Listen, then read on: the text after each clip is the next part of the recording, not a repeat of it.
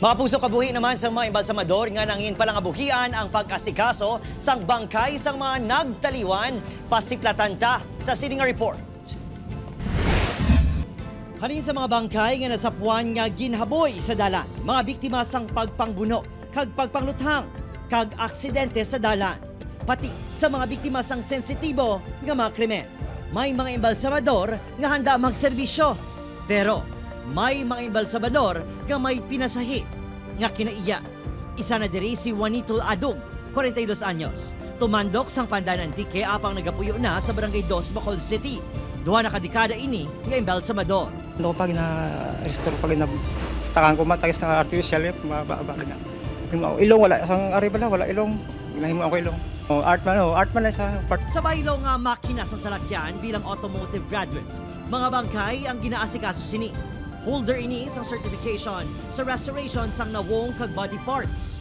Abisar nga naanad na sa obra, may mga tiyempo man nga nagkakabatsyag ini sang kasubo. Ako gatulo man luha ko.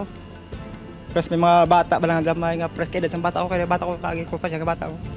Sa gatulo man luha ko. Mauti sini nga ginatinguhaan mabalik ang hitsura sang mga biktima. Yung special nga skill ko giblaga sa restoration. Tumalagsahon ko nga abilidad ang amuning obra sa embalsamador. Nalinya ang pamilya Adog sa sininga pangabuhian. 5 sa 7 ka mag-ululutod ang embalsamador.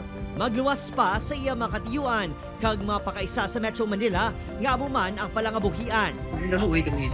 Pero wala ka mahimo pangibabahon mo gyapon ang imong nga trabaho. Ang mga paghimakas sang embalsamador pareho ni Juanito nagapamatuod sang kabalaka sa isa ka tawo para sa iya isig kapareho. Ang iya talento kag abilidad hindi man makahatag hustisya sa mga biktima sang krimen.